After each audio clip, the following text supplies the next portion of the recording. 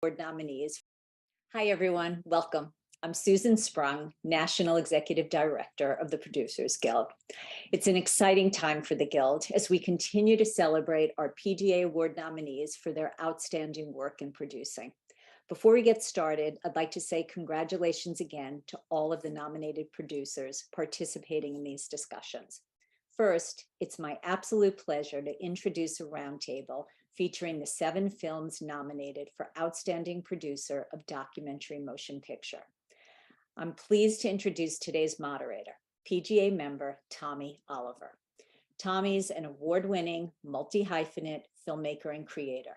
He's the founder and CEO of Confluential Films, a production company and financier devoted to championing authentic and culturally specific stories, as well as the founder and chairman of Black Love, Inc. Thank you to everyone for being here today. Take it away, Tommy. Thanks, Susan. I am really excited to be here. I'm Tommy Oliver. I'm a writer, director, producer, also make docs, and to be here with this incredible group is really fun. And it's such a special and wide range of docs, and I can't wait to get into how these things were made. And so let's start with intros with our overachiever, Shane.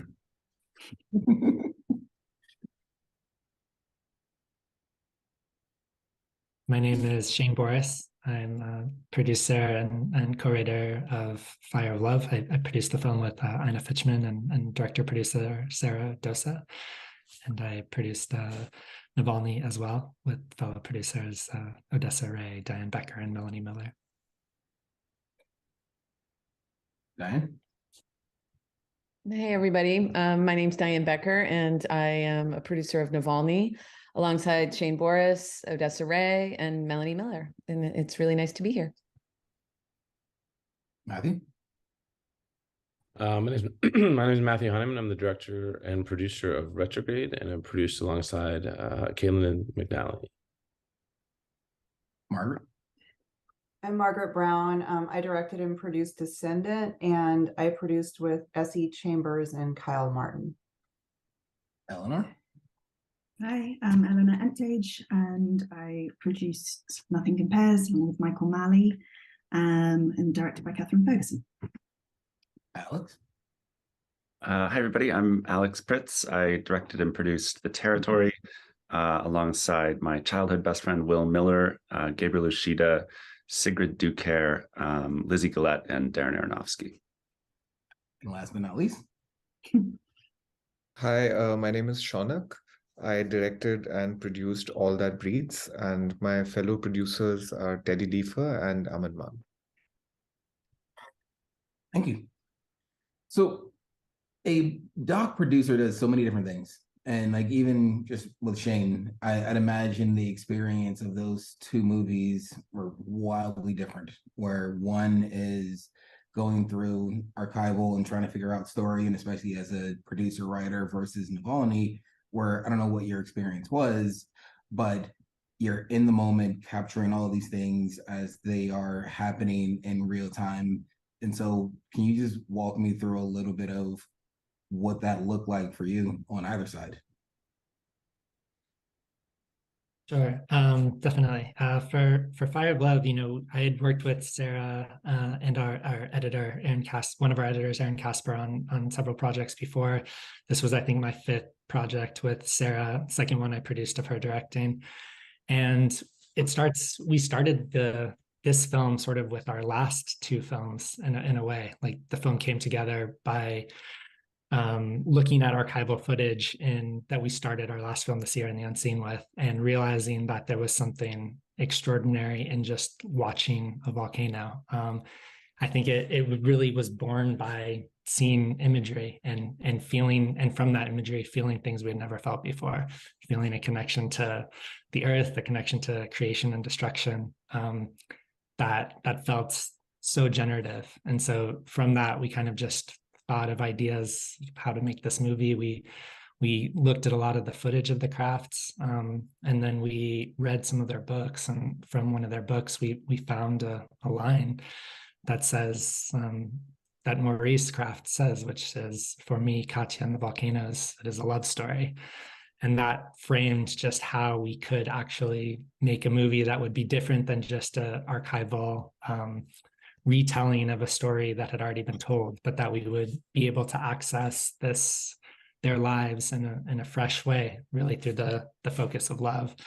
That was all driven by their materials. And then I could let Diane maybe is a better, Diane can talk through Navalny whenever it's her turn, but it really did start creatively.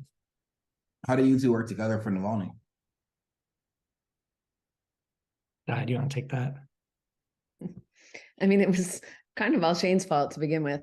You know, Shane and I have been friends for a long time, and he called me in early 2020 before everything shut down. And he said, hey, I met this director, Daniel Rohr, and this producer, Odessa Ray, and, you know, we're doing some development on a project. And I really feel like this is something that I want to bring you into, and we should all talk about working together. So, you know, Mel, my producing partner at Fishbowl Films, and I, you know, met with Shane and Daniel and Odessa, and we all decided to kind of partner up together on a project and raised a tiny bit of money to do some development work.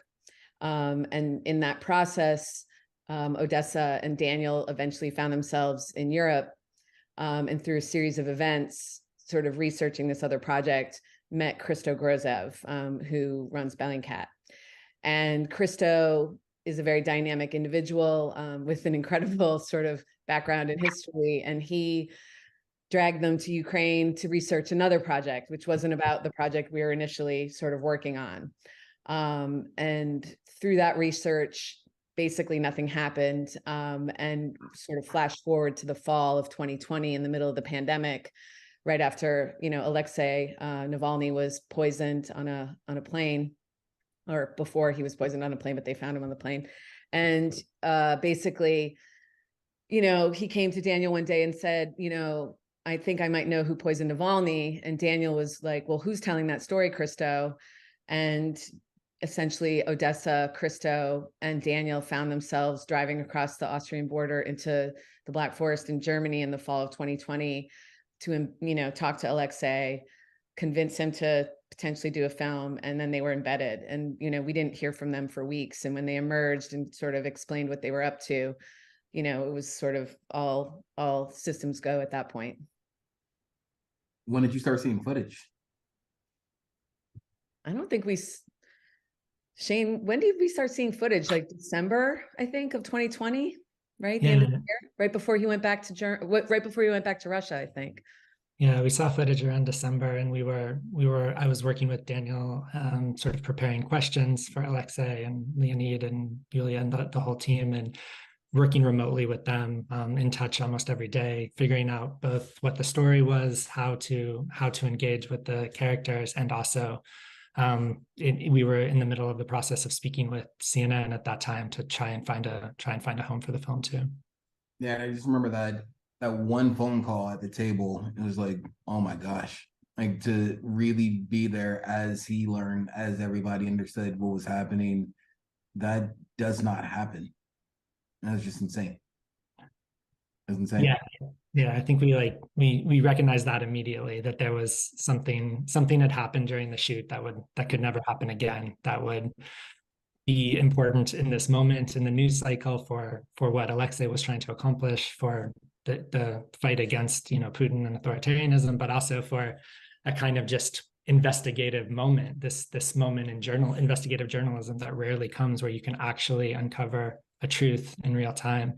And it was interesting for me, of course, working across both, where I was feeling this presence of like fearlessness very deeply for all of the characters that we were looking at, just what Alexei was, just how he was fearlessly approaching, like uncovering his, you know, attempted murder, and also what he wanted to do with that information and how he wanted to use it. Yeah, I'd imagine it was a bit of a similar situation with Retrograde, where being there in the middle of something where we had been embedded for so long and spent so much money, and to be there as things are flipping entirely, it seems terrifying. Yeah, it was terrifying. but we didn't necessarily plan on making the movie that we ended up making. We'd actually been spent about 2 or 3 years gaining access to the Green Beret community in an attempt to sort of humanize the experience of soldiers at war. And COVID happened, a number of delays happened. By the time we actually deployed, it became clear that we could actually maybe tell the story of the end of this war through the prism of this deployment. And 3 months into filming, President Biden pulled out our troops, and once again we're sort of left with this question: is what is this film we're telling? And that's when we decided to sort of shift the lens to focus on this Afghan general that the Green Berets that we were embedded with had been working with, and essentially saw the end of this war through his eyes.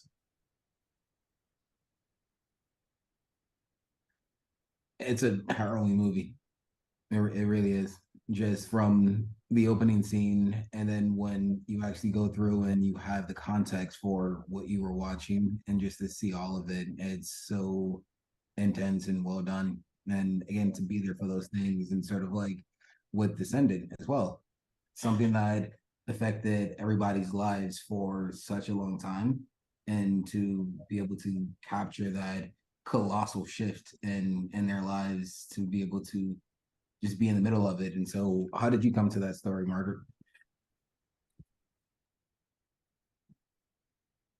Sorry. I made another film called The Order of Myths 17 years ago. Mobile, Alabama is my hometown. And so I knew about the story of the Clotilda from this other film I made. And I knew the Mayer family had brought the last slave ship to the United States. So we actually started filming, though, this film like 2 years before they found the Clotilda, because there was an announcement that the Clotilda was found, except it was the wrong ship. So the whole international press kind of descended on Mobile. And I didn't ever think I was going to make a sequel to a film that no one saw. But it was my hometown. It was a story I really cared about. And I also knew the Mayer family wasn't talking to anybody. They had traveled with my film, The Order of Myths. Helen Mayer, who was the white Mardi Gras queen.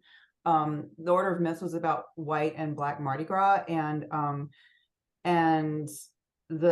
we found out that the black Mardi Gras queen in The Order of Myths was descended from the Clotilda. So that film kind of was all around the Clotilda, and Helen had openly talked all over the world about her family's connection to this last slave ship. So I thought I had this thing that no one else had, which was access to this white slaveholding family who had historically owned slaves. And then, of course, when the question of reparations came up, they weren't interested in talking. So my film, like Matt was saying, sort of shifted under me, and I made a different film that was about this community. And then when they did find the ship 2 years later, we were already like deeply involved with the community, so we had their trust by then. Which is something that none of these movies can be made without. And so, going to the territory, I don't even know how you made that movie. How did I know you were going to come to me with the trust question? Yeah, it was.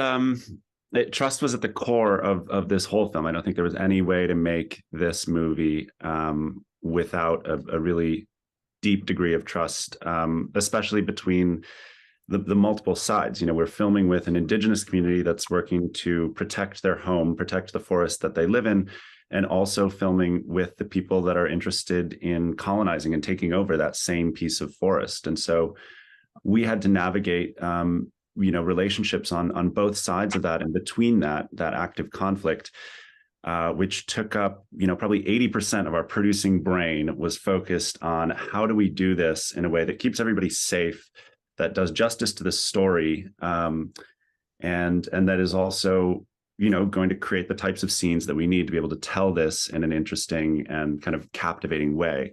And so, yeah, it was a huge effort, especially around the security concerns. With COVID, we're dealing with populations that don't have the same level of immunity as the rest of the world to outside pathogens. And so taking that really seriously was a logistical tightrope walk, I think. How long did it take to actually embed And I also, were there language barriers as well? And so just all of it. Yeah, I mean, language is one of the most fascinating parts of this film for me.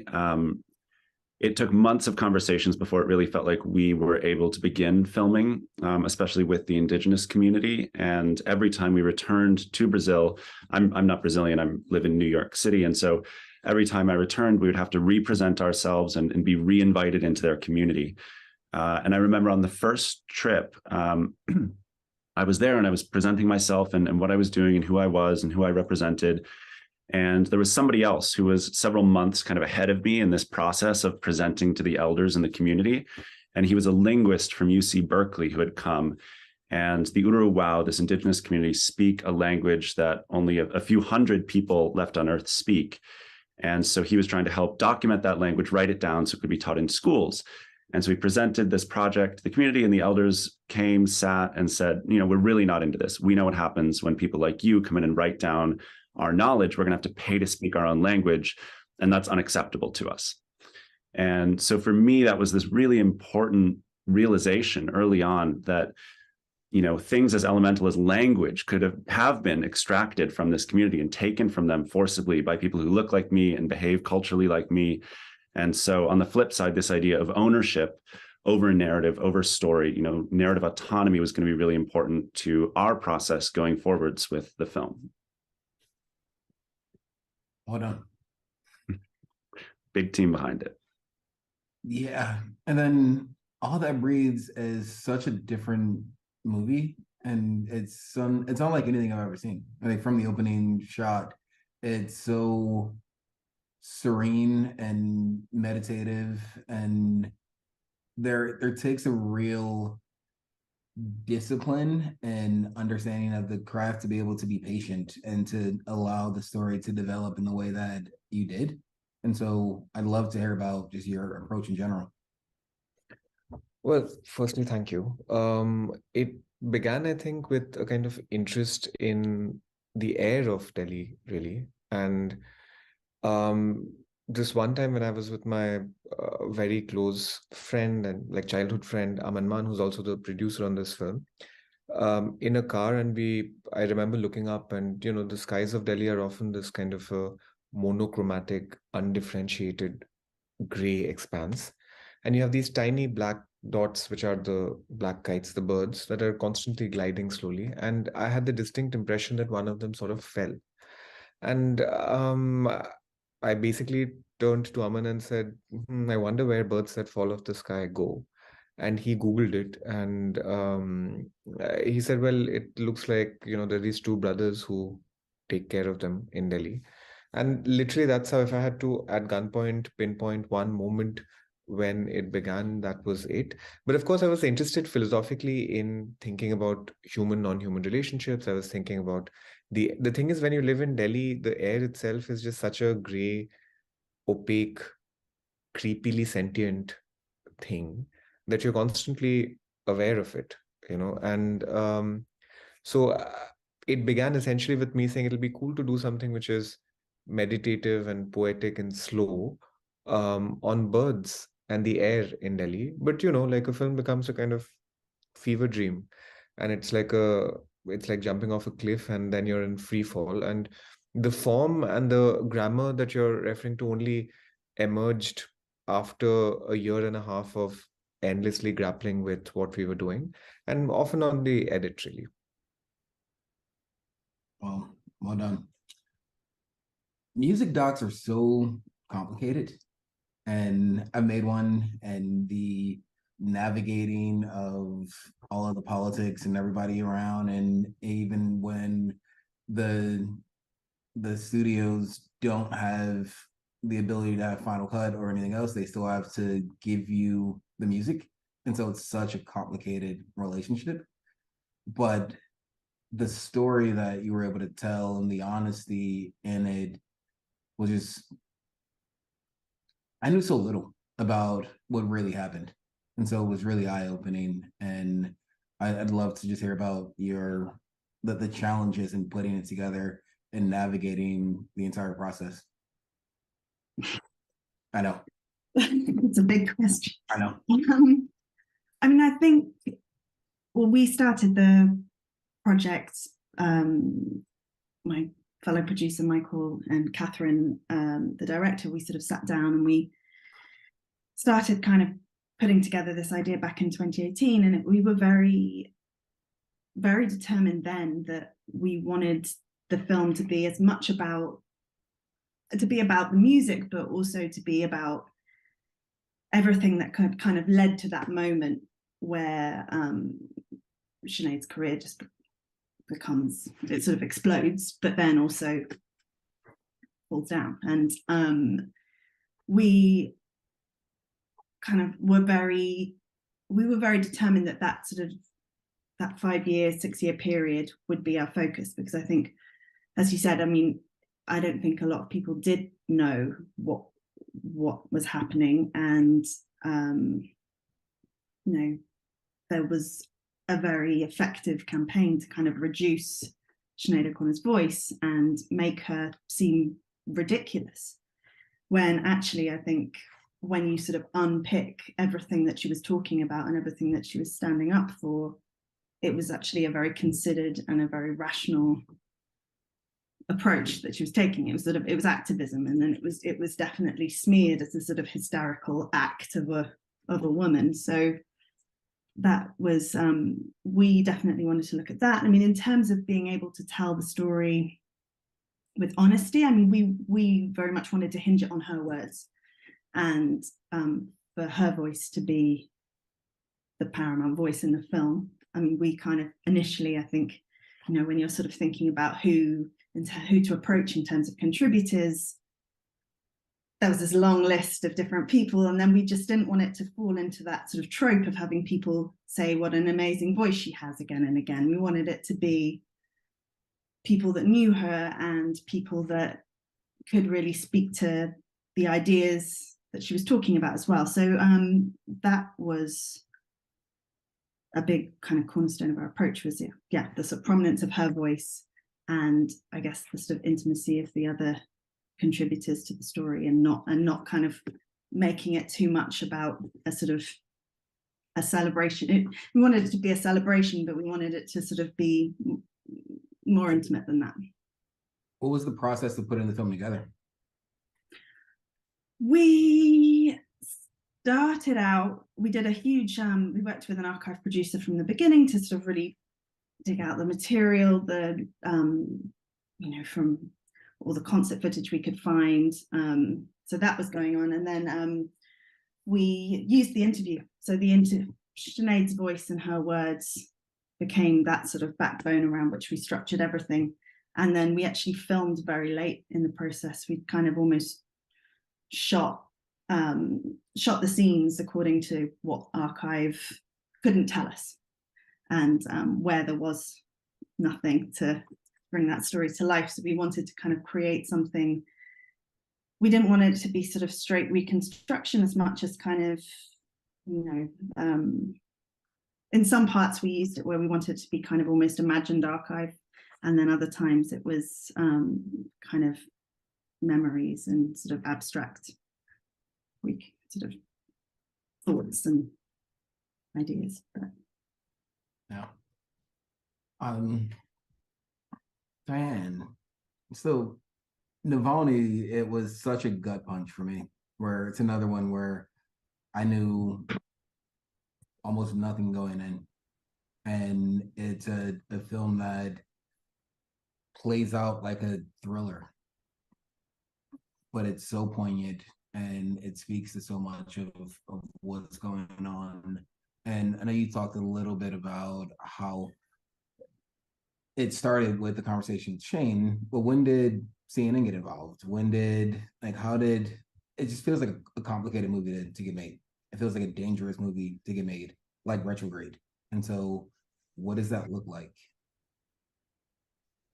Yeah, I've done a few political films, with director Greg Barker over the years. And so I understood from just a process point of view how difficult it was going to be, but sometimes you can't ever prepare for something like this. You just sort of have to hold on and trust your instincts and hope that you're building like the best team possible, and doing what's right for the film. And I just think we kept saying, the film is God. The film's going to tell us what it needs and what it wants, and then we're all going to just have to keep fighting for it and keep pushing it forward.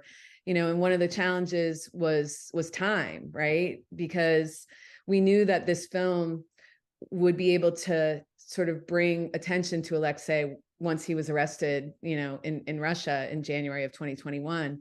And we had started talking to CNN just before then, right? And I had a relationship with Courtney Sexton, working on another film for them. And, what we did was we reached out to, sales agent and started having some conversations. And the reality was, we knew it was going to be really difficult to get this film distributed, that there were going to be people that were going to be afraid to take it on, that there are not a lot of places currently where very, political films like this can find homes. Like it's challenging. And this was sort of on the heels of The Dissident coming out at the end of 2020 and the sort of some of the difficulties that was having. And, we were sort of told, good luck, a little bit. So the team sort of reverse engineered it. And we just, and we were talking to Maria, and we were sort of like, what are the goals here? And the goal is we need to get the film done as quickly as possible. And it needs to be seen by the widest number of people as possible.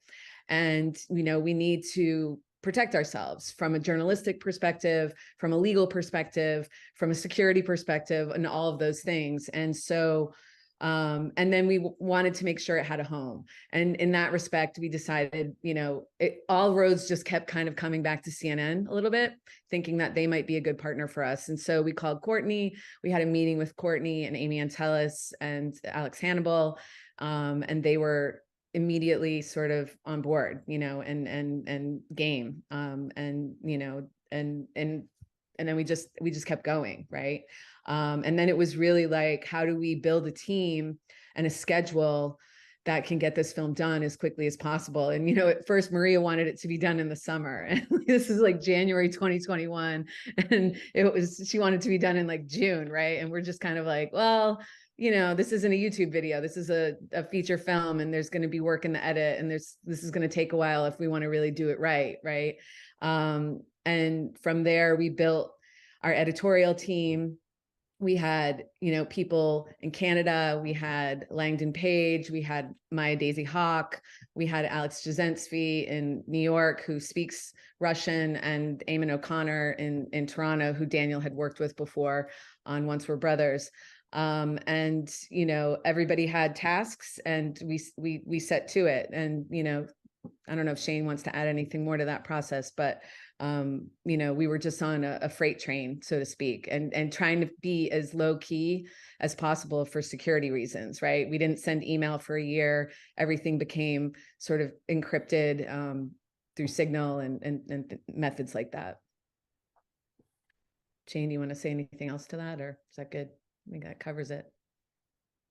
Speaking of security, how does that work for something like Retrograde? So, taking the director cap off for a second, and because there was you and one other producer on the film, how do you even contemplate what that looks like? Because you are in an active, there's so much going on.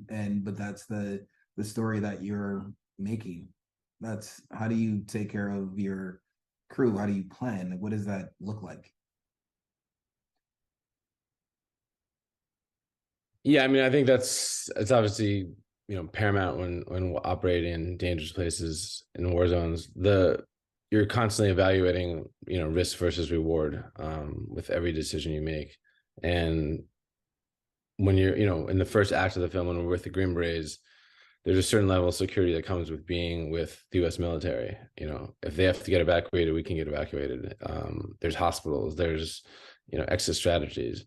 When we decided to stay after the U.S. left, most of those contingencies were thrown out the window. And we had to sort of develop, to the best we could, our own contingency plans and strategies on if something bad happened, how, where we get help. If there's one of us got shot or injured, where the hospitals, are there, ways we can get extricated. And every filmmaker who's ever shot in a war zone or been in a dangerous situation has a sort of red line of you you sort of come to that red line, you kiss it, you walk along it, but you try not to cross it. And the major key in operating in these situations is not becoming complacent with the danger, because it's really easy when you're in constant danger day after day, both existential and real danger, that you can become complacent and start making bad decisions. And so I shot this film alongside two extraordinarily experienced war journalists, war shooters, and along with Caitlin, who's back home, just constantly having dialogues about where we're at and what we could do, and in both a macro sense and obviously in a micro sense with every single shoot day, every single scene, every single moment. But if you're in a Black Hawk helicopter getting shot at by the Taliban, which I was, there's absolutely nothing you can do. You can't press the eject button, you can't, leave. And so you just have to accept whatever is going to happen.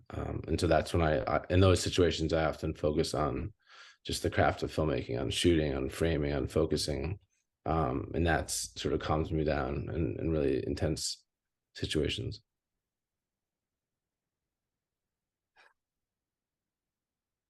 Alex, there's a really intriguing turn in the movie where they take agency and like, we're gonna do it ourselves.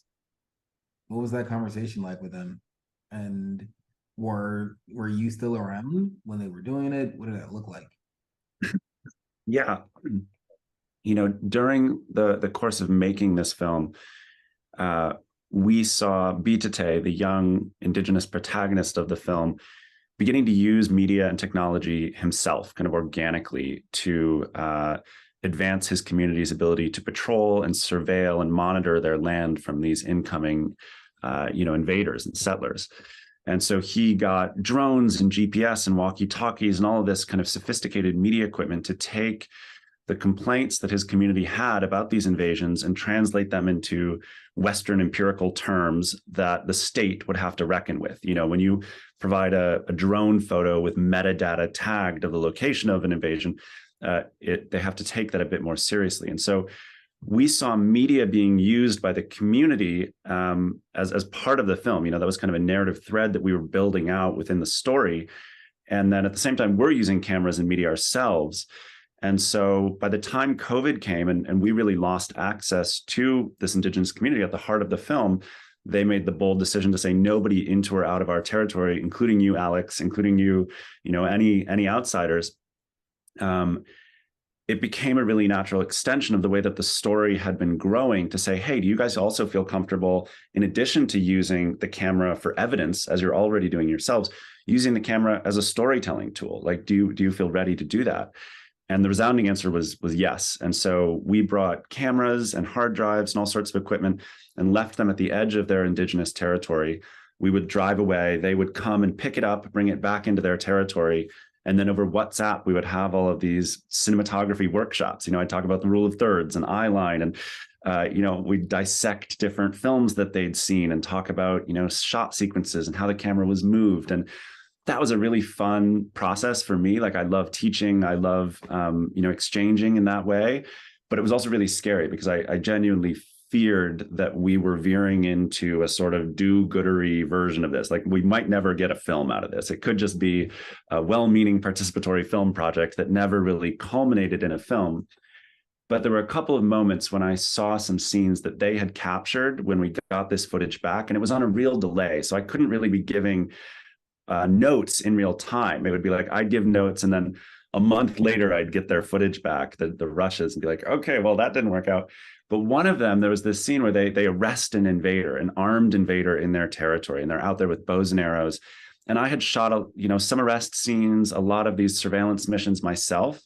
But when I saw the way that they had captured it, it was so much better than the way that I had ever captured it. I was always trying to step into their shoes and, see things through their perspective and lens things in a way that would represent their way of seeing it. And theirs was unmediated. It was raw. It was chaotic and jumbled and frenetic. And that's how it actually feels to be in that moment. It feels really, really chaotic. And so that was really exciting, seeing that footage and understanding, okay, this can actually be part of this story, this shift in perspective from the way that I'm representing this community to the way that they are choosing to represent themselves. Nicely done. Shaunak, how I would have no idea how to pitch your movie beforehand. And so what was the process? Like, what was the process of, and specifically from the producing side, of getting it made? Like, how did you go about it? How did you talk about it? What did it look like? Well, you overstate and lie a lot. Because I mean, okay, but jokes apart, the thing is that when you're making, especially a film like this, where we wanted to do something that was a meld between the ecological, the political, and the emotional, you don't really, and the word cinematic is the most overabused term in the history of pitching, right? So you can't really keep saying poetic and cinematic over and over again. But the process of actually getting this film on its feet initially, the first year was essentially, you're more a professional grant writer than a filmmaker or a film producer. So the first year was just like a ton of applications, and then we were fortunate to get some wonderful grants. And after that, essentially, you become a bit of a pitching machine, right? And you go from a pitching forum to the other, and you just keep doing it till you are able to sort of whittle it down to the crux of what you think this film needs to be in potential, which often militates against what it will be eventually. And in our case, that was indeed the case. Because you're still sort of, figuring out what it would be. And the grammar and the language of the film that eventually became was just absolutely not what we were initially pitching. Of course, I would, mumble words like lyrical and poetic every now and then. The first sort of collaboration was with Rise Films with Teddy Leifer in the UK. And he came on board, and then we essentially started again going through a relentless treadmill of pitches. You know how it is, right? So, and eventually met our executive producers and financiers, Tanglebank Studios. But essentially, the thing is that I really firmly feel like it's okay to pitch a film that you think will get made at that point, and for it to not be neatly tied into what comes out at all. I have no ethical compunctions at all about what was pitched and its discorrelation with what emerged. I'm certain that people were very happy with what emerged. Margaret, so the higher ground, they came on after the fact? Is that what happened? Yeah. Mm-hmm. And so how's the post-premiere process been for you? What's that look like? After they came on, or after the film premiered on Netflix and in just theaters? sort of just all of it. And so going from you're making this movie and it's sort of a smaller group, and then things change a bit because we've all gone through the process of distributor and other partners, and what's it look like getting the movie out in the world, and in particular with a group of people who care so much about representation and what it all feels like. And so how's that process been? I mean, just to talk about the higher ground of it all, like really early on in development, we met with them, and I was so nervous. Like, it was before I really knew what the film was, and I just completely, it was like the worst meeting ever. I was just, all I could think about was like what a difference in the community it would make if the Obamas came onto the movie. And it was like before we shot anything. And so just completely wrecked any kind of game I would have in the pitch. I was horrible. It was definitely the worst meeting I've probably ever had. I was stuttering. It was awful. So, but then the call, when we were able, after, Sundance got canceled, and, all of Africa Town was like, everyone was coming to Sundance. It was going to be the whole community gathering. And then, there was no in-person Sundance, but to sort of announce to the community that Netflix and the Obamas, like the widest possible platform we could possibly have to get this story out. We were getting that, and we were getting it with the backing of the Obamas. It was like the most joyful Zoom call, if that even exists, but like it was the most incredible Zoom call with the community.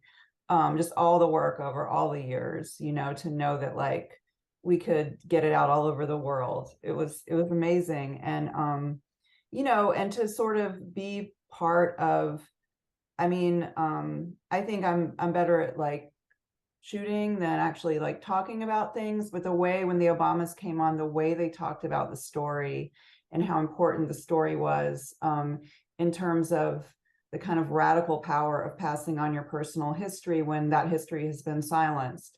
It was just like a course in how to speak about something eloquently.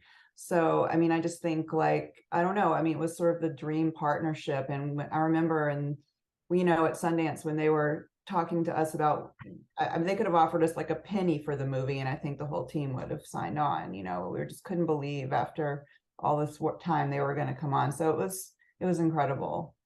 Yeah. Very cool.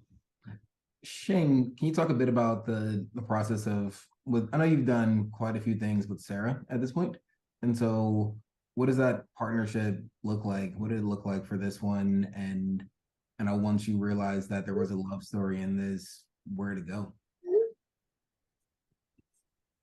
Yeah, no, I think, you know, Fire of Love, we didn't like, I think like Shaunak said it really well. And I should also just say to start, I was so worried about just saying everything right when we started this. It's really nice to be here with everyone. Like this is such an amazing group and such an amazing group of films. And it's humbling, really.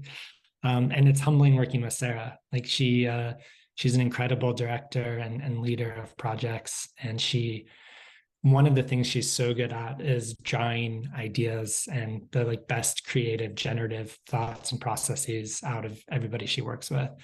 I don't think we weren't going to like talk about this film, Fire of Love, as a collage film, but that's like exactly what it became. And it's not surprising given the way Sarah sort of leads her teams and how she empowers also like the rest of the producers and the rest of the sort of department heads to also interact and collaborate with everybody else. And the film was made in a really like communal way. You know, the Sarah, Aaron, Caspar, Jocelyn Chaput, the two editors, and I kind of like moved into Sarah's like little house in Berkeley, and Jocelyn worked in the shed, Aaron worked in the guest room. Sarah had like a little office sort of thing in her bedroom, and I sort of like moved around between everybody and worked outside when I needed to. And it was this process of like everyone communicating with everybody else in real time. And sort of the only people that we were really seeing during COVID was this little, you know, for Sarah and Jocelyn and Aaron, especially, like this little group of filmmakers. And I think you feel that in the spirit of the film. It was made with like true sincerity between the different parts and an expectation and an ambition to bring in everybody's influence. And I think as a producer, you know, you want to make these contributions to a project, but more than anything, it's sort of like removing yourself. It's a process of selflessness to trying to access what the director and the rest of the team is envisioning for the film and see that and hear that and figure out what that actually looks like and how you can actually make that happen. And that happened in this film. And it came from, you know, I don't think anyone wanted their one unique take on the film to win over everybody else's. It was a spirit of, what does this film want to be, and how can we make it? How can we create and actualize that vision? I think that happens with good producing and good producers, where you know that you are all aiming in the same direction together. And it's not about my idea or somebody else's idea. It's about, we're trying to figure out how to make something we can be proud of and make the best version of it. And so, Eleanor, what was the hardest part about producing, and your favorite or easiest thing about Nothing Compares? Or surprising? I mean, in terms of the hardest part, I suppose, I mean, I mean, this is going to be making a film at this exact time. I think this is probably going to be quite shared. I mean, it probably was the distance caused by the lockdowns and by the pandemic. I mean, Shane, you're saying you all kind of moved into this sort of communal way of working. I mean, we had a very different experience where we kind of conducted ourselves almost entirely over Zoom, and we actually only were in a room for the first time together. The director Michael, my fellow producer, and also Mick Mahan, our editor, the first time we were in a room together was at CPH Docs. And we'd been working together for so long, and so that kind of sense of removal when you're really trying to kind of collaborate on something together, I mean, it meant that we just spent a huge amount of time on Zoom staring at screens, and you know, we made it work, and actually it was a really fruitful collaboration and a really nice one. But I think it was that sort of the lack of any kind of in-person collaboration was definitely tricky. And your favorite part? And the best part? I think just getting, I mean, really, it was probably just being able to kind of revisit some of the music and the performances of Sinead O'Connor and kind of really celebrate that. I mean, I think that was just kind of a joy to work on and to sort of bring that back and actually, sit with it in the edit. And it was just really nice material to work with and to be part of telling that story. It was lovely. Margaret, were you able to finally get a chance to watch it with the people from Africa Town? Opening weekend on Netflix, we also had a screening in like a 2,100 person theater, and screened it for the entire community in the city of Mobile, the city at large. And yeah, we screened it. And also, so for the people in the film, like the main people, they had seen it before that. They saw it at Sundance, and some of them even before that. So I mean, I've made like 3 features now that feature my hometown of Mobile, Alabama, and we always do a screening in this really big theater there, so we can sort of feel it as a community. And I guess the thing that came out of it was the most interesting, that there was sort of Emmett from the film kind of started a reparations conversation on stage that has sort of continued in the city, what justice looks like, how that relates to the word reparations and what that word means. And it was just sort of a really powerful moment that where you could feel the sort of possibilities of the conversation happening. And you know, you could also feel the way that it couldn't move forward. But it was exciting to be there and just sort of feel the shift in the room. Yeah, cool. And Shane, how much of Navalny and Fire of Love were happening at the same time? Pretty much all of it. Yeah. It was a process of moving back and forth between the teams and the edits. Yeah, it was, I think for a lot of producers, you're making projects at the same time, but you're kind of hoping that they're staggered, or you're not sure when the financing is going to come through, when production is going to happen, and occasionally that article of faith that it'll all work out and things will be staggered doesn't come true, and you're just doing all of it at once. And that was more or less the case here.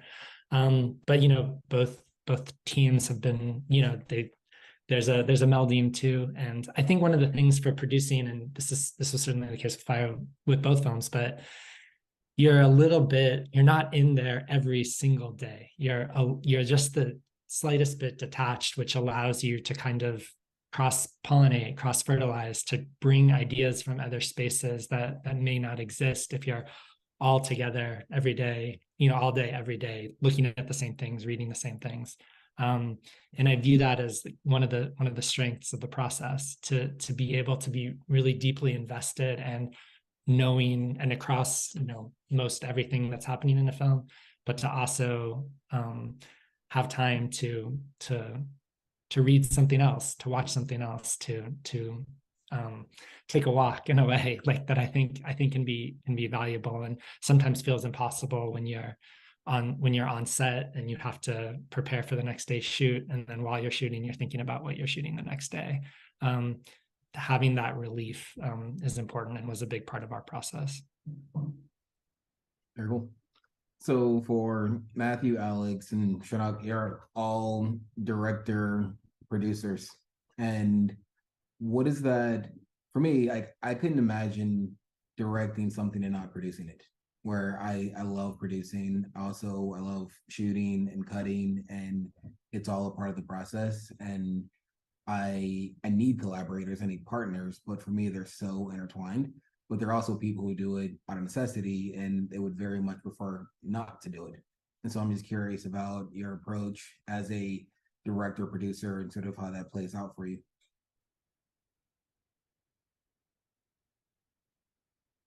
I'll go once. I'll go first. Well, funnily enough, conceptually speaking, what I realized is that logistics apart, emotionally what it means for me is that, so much of direction is actually about necessary a kind of megalomania, right? It's like a bit narcissistic because you have to listen to the tiny voices in your head and catch thoughts that might be small and good, but you really have to focus on yourself, right? So it's a bit inherently narcissistic, and that's sort of endemic to the job. With producing, actually, there's a kind of radical empathy that's required in terms of figuring out that everybody's, and that has to be both. I don't mean this in a woo-woo way, but more in the sense of also a tactical, strategic thing. You have to be good at empathy for you to be good at the job. So in a way, it feels like there's a kind of salient bipolarity between the two, where at one point you really have to home in and excavate things that are focused on yourself as a director, and with producing you really have to make sure that the whole room is okay. I really enjoy it because you need to be bilingual in certain projects, and especially in the really long projects like films that take 3 to 4 years, like my films occasionally do, somewhat long, if not really long, but it's good to then to be able to speak both languages, so that you're able to keep yourself happy and keep others also going in what often is a very demanding and difficult journey. Also, I said the three of you, but it's also Margaret as well. So any of you else can go next as well, if you want. Yeah, I feel the same thing as Shaunak, that it's I like the business side of it as well. I find that getting a film seen by people and finding the right distributor is a really important part of making a successful film in my mind. I don't want it to just live in some museum archive or something like that. I want people to be able to access it. And the other thing with our film, especially, this is my first film, so in a way it's a bit necessity that I produced it, but it's also, nobody was asking us to make this film. Nobody was commissioning it. Nobody was begging for this film to be made. And so it was a bit just, force of willing this film into the world. And a lot of that is producing. It's hard work. We had a huge producing team behind this, but I really find it fun and kind of invigorating in all the same ways that it challenges the producer side of your brain to be also the one caring for the team and setting the tone for the rest of the team as well.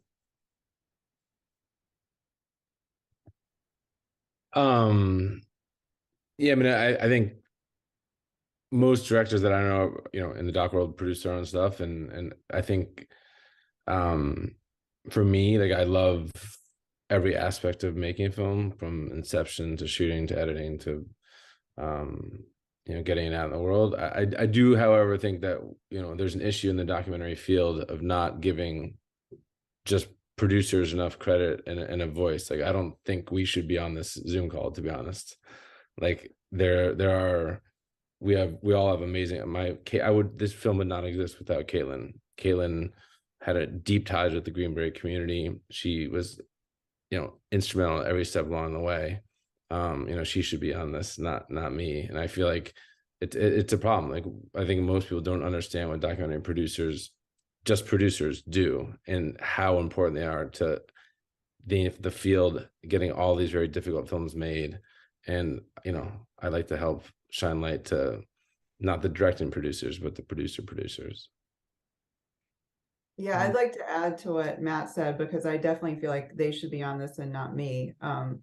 Because I do think because I'm from Mobile and I have the connections to the community, I had like the contacts, so it was sort of just inherent that I was a producer, but I wouldn't want to like undermine the daily work that they all did, that I just didn't even all the budgets and this calls I didn't have to be on because they were producing. So I agree with Matt. We are just about done, and so I'll hand it over to the 3 non-directing producers to take us out. I don't mean to end on a negative note, by the way. I'm very grateful to be here. Yeah, me too. No, but I think it's an important point. I think sometimes, look, the movies wouldn't happen without the directors, but it also wouldn't happen without the producers. And so much that happens as a producer that people don't see, because it's oftentimes not the glamorous work. There's so many things that you just have to keep moving, whether it's logistic or supporting the directors and making sure that they can do what they need to do, that producers don't get their shine. And not that it's about shine, because if you want to shine, you usually don't wind up as a producer. And so, but it's a really good point, and it's perfectly okay for you as a producer director to be celebrated alongside the other producer as well. And so it shouldn't be an either or. But that's nice of you to all say, as a producer who only produces and is not a director, because producing is difficult, and there's a huge amount of responsibility that we take, and we care for not only our directors, but the films and the entire team, right? And there's a lot of really like sort of unspoken work that goes alongside of it. And I'll just go out with many people who've met Daniel over the last year, know that he keeps these journals and he does these drawings. And we had a joke that Shane sort of helped spear with him, where it was like, have you thanked Di today? Like, have you acknowledged your producers? Have you sort of, recognized like what we're doing? And he is very gracious about that, and has been wonderful. And we have an amazing team. And we talk about our producing team as like a relay race, like Odessa on the ground, in Germany, like with the Navalny family, like doing all the hard work day to day on set, not sleeping, Mel and I, who've been together for well over a decade, who, know how to run production in our sleep, basically, right? Working alongside Shane, who's the creative, moral producing center of our whole team, and helping us keep on track with all the things he does creatively. It was, it's an extraordinary process. And I think it's important to acknowledge, the fact that sometimes these things are done by more than one producer, right? Like there's not just, sometimes it does take a team to do it. And, I know that I live and breathe the idea of teamwork every day. So I'll go out with that. Thanks.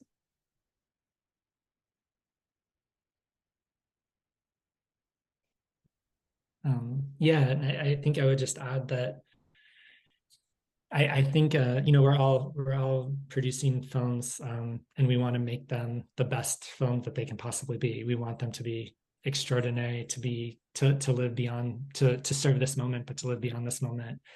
And I really do feel like the way we accomplish that, and it's sort of beyond accomplishing that, is how do you sort of approach how, it may sound trite, but how do you just live your life every day?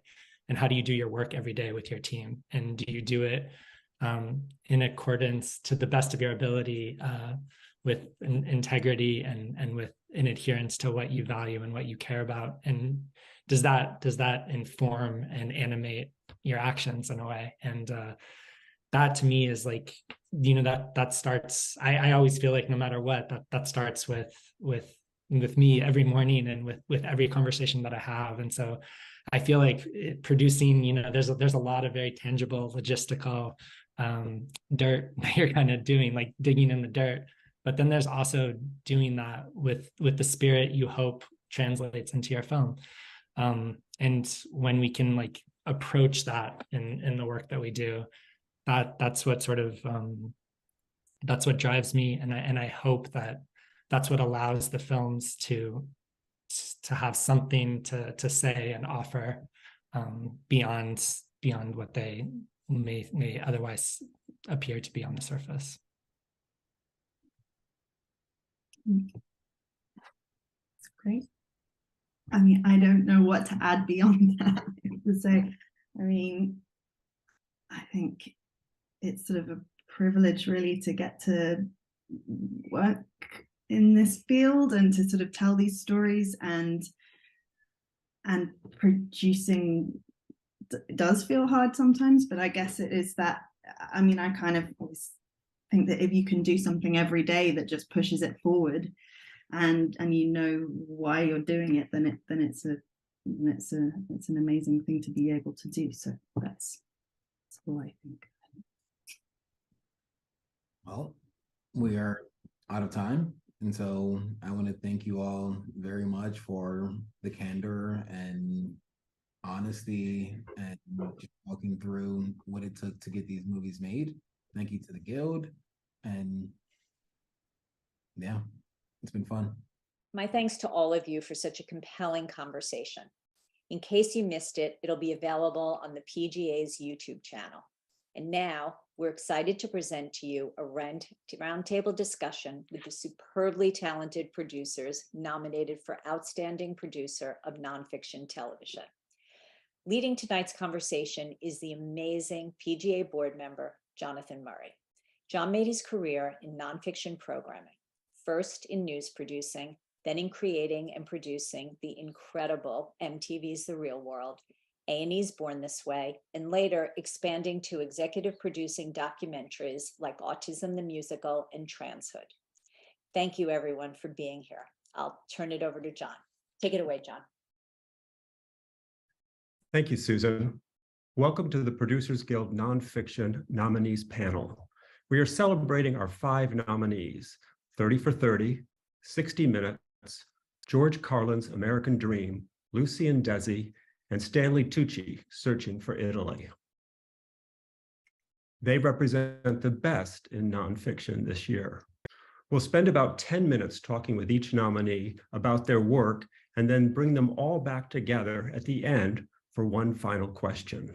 Joining me are Eve Kay, representing Stanley Tucci, Searching for Italy. Eve is an executive producer of the series, now in its 2nd season, and personally produced 4 of this season's episodes, including the one set in Venice that we'll discuss. Bill Owens is representing 60 Minutes, and we'll talk with him about 2 stories that came out of the war in Ukraine. Bill has been executive producer of 60 Minutes since 2019. He previously served as the show's senior producer and executive editor. For George Carlin's American Dream, we have Michael Bonfiglio, executive producer and co-director with Judge Apatow of the 2-part documentary on the life of George Carlin. Michael has a long, distinguished career, including directing episodes of My Next Guest Needs No Introduction and Jerry Before Seinfeld. Representing the documentary, Lucy and Desi, is Jeanne Elfant Festa, one of the film's producers. Lucy and Desi is just one of the projects she oversees as the co-president and partner at White Horse Pictures. Some of her past work has included the documentaries The Bee Gees, How Do You Mend a Broken Heart, and The Apollo. Finally, Marsha Cooke is representing 30 for 30. Marsha is the vice president and executive producer of ESPN Films. Among her many responsibilities is overseeing development and production for 30 for 30. Before joining ESPN, Marsha was a senior VP of Vice Media and a longtime producer of CBS News. Lots of great episodes on 30 for 30 this year. I love the episode on the NFL's tuck rule, something I knew nothing about. And as a non-sports person, you may even made that exciting for me. I also love the episode on the first Native American, Louis Sockalaksis, to play professional baseball. But today we're going to talk about Dream On, an episode that captures the birth of women's professional basketball. But before we really go into that program, tell me, what are the ingredients for a great 30 for 30 episode like Dream On? I think that there are many. Thank you so very much. Very honored to be here. I think unique storytelling, great characters, access, authenticity in the way that we tell the stories. But I think for us, most particularly, an aspect of our secret sauce is that no one story is alike. Directors come in, we work with so many different talented directors come in with a particular point of view of a story, and we allow them that freedom to tell the story the way that they would like to tell the story in collaboration with us. But for the best of 30 for 30, it is a uniqueness and a story that you may not have ever heard of. I think that those untold stories, or perhaps you thought you knew a little bit, but then we kind of peel back the onion and you're realizing, oh, wait, I thought I knew this story, but in fact, I know very little. Tell me more, which was one of our earliest slogans. What if I told you? So I think that the undiscovered yet to be told story is probably what is most fascinating about our 30 for 30s. And I think access also is very, very important to how we tell our stories. This episode, Dream On, about the birth of women's professional basketball. I mean, it's a really large story. It was very much sort of, there was a plan in place to try and create this national league using what was the national, then Olympic women's basketball team as the catalyst. Huge stakes. Is that what made it attractive to you? Yeah, not only huge stakes, but we were given the opportunity to tell a story that literally no one had heard of before. 500 hours of never before seen footage of the women's Olympic basketball team was sitting somewhere in a vault owned by the National Basketball Association. So we had that. But I think that the stakes were so incredibly high because David Stern, the then commissioner of the National Basketball Association, realized that if he could literally have these women barnstorm across America, playing game after game, getting America to fall in love with these women before the actual Olympiad in Atlanta, he would have the ability to launch a women's professional basketball league. And it worked. These women played their hearts out. They'd never worked together before. They had a coach in Tara Vanderveer who was, let's say, stern. She was a tough cookie, right? And the women didn't take to her right away. In fact, there are a couple of wonderful moments in the film where they sang a song and called her Lucy, short for Lucifer.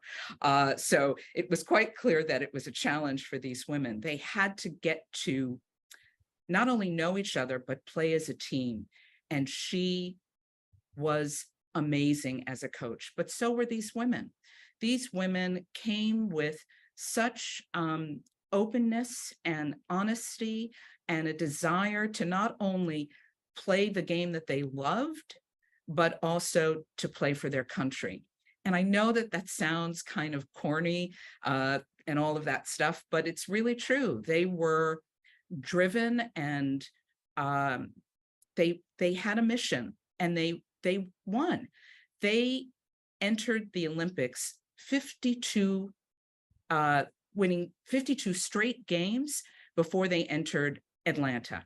So they literally crossed the United States and international countries. I think they traveled to 5 different countries and they won their games. But it was not an easy task. I think they were paid $50,000. So if you want to talk about pay equity and women having to live abroad, especially women basketball players that we are now beginning to understand more about today, it is the age-old story. Pay equity has always been an issue.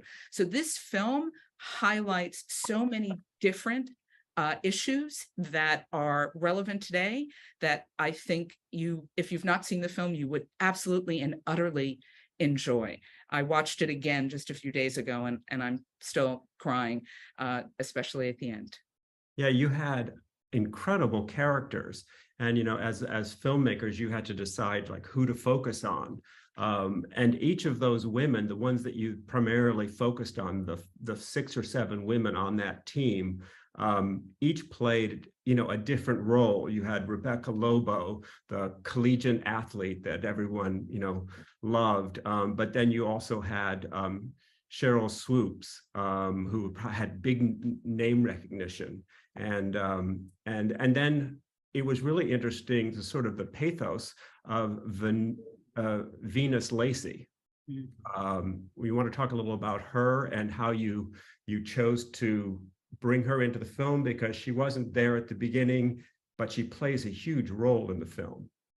Yeah, I mean, Venus Lacey is an extraordinary woman who suffered a cataclysmic accident after winning the gold medal. And we started the film not really highlighting her, frankly, because she wasn't a focal point. She came into the team late because they needed someone as powerful and as big as she. So when she joined the team, they'd already kind of gelled. So she had to find her way into the team, and she did, because she's absolutely extraordinary as an athlete and as a human being. So while they were going through all of these games, they begin to form a relationship. But the interesting thing in this sisterhood is that they were so focused on playing, not often were they talking about some of the personal challenges that they were going through. Venus played magnificently, left after the Olympics and went back home, I think, to Louisiana, and was in a terrible car accident. I think it was less than a year after winning the gold medal. And the team didn't really keep in touch up until that point. But what they did not realize during this time was she suffered profound amnesia and had no recollection at all of her Olympic gold medal winning performance.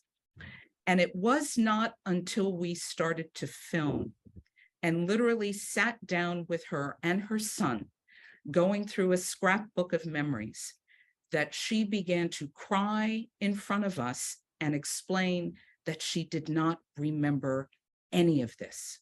So when we had this wonderful moment in 2022, where the entire team came together in Las Vegas for an awards ceremony, all of these women kind of came together and surrounded her and basically told her how much they loved her. But this was not stuff that we knew going in. And that was the beauty of this film. It's the director, Kristen Lapis, had, as I said, 500 hours of file that she could go into these interviews, and each athlete gave her 3 to 4 hours for every interview. So she had a sense of who these women were before she even met them. But there were still things that they did not talk about while filming immediately. But that's what happens when you build trust. And because she had spent such a great deal of time with them, they began to open up to her. And that is why this film is so incredibly poignant and beautiful. It is. And I understand that it must have been an incredible experience when you finally got to sit down and show these women the finished film. It was amazing. I think a couple of them cried. They did not understand, I think, while filming was going on, the magnitude of their story. I think that they understood the power of what they had done and what they had accomplished, and that they seeded the WNBA. You know, these women gave us the professional basketball league that now is filling arenas across the United States and internationally. So when they saw this film, and we had a wonderful screening at Madison Square Garden, and they were just overwhelmed. And Tara, still the coach, pulled me aside and tried to tell me a couple things that she thought maybe we could have, included. And I was like, wow, okay. But still the coach. But it was really a magical moment. And I still want people to see this film, and very proud that it lives in our library. Well, thank you, Marsha. I'm going to have another question for you at the very end, but we're going to move on now. Next up, Bill Owens, executive producer of 60 Minutes. An incredible season this year for 60 Minutes. I mean, there were so many important stories. It was just one of those years. We can't talk about all of them, but I thought two of them, Ballet in Exile and Platform 4, both that came out of the war in the Ukraine, were great examples of 60 Minutes stories. Can you tell me, Bill, a little about Platform 4? You bet, John. Thank you. And it's really a pleasure to be nominated and with this group of amazing storytellers. I think, and I should recuse myself, but I think Platform 4 is the best written story, news story of the year anywhere. And I'm a writing snob. I think Scott Pelley, we talk about writing to pictures all the time, right? You go out and you film something and then you pour over it. Every frame of this story, and it was because Scott, who has covered, unfortunately, way too many wars, was directed like a missile, pardon the horrible metaphor, at this story at the beginning of the war, when the refugee crisis out of Ukraine into Eastern Europe started. And that story was done in a week. And so they shot for about 4 days. They edited on the ground in Eastern Europe, and then eventually moved to London by day 7. But Scott poured over every image and does what we all do on our, thank you. And this is the story of this platform receives the refugees from Ukraine into Poland. And it's a historic platform. It's not the first time it's been the center of a world crisis. Correct. It was the farthest eastern railway that was accepting the refugees, and it was being overwhelmed. And this was, we're talking 3 days into the assault on Ukraine. And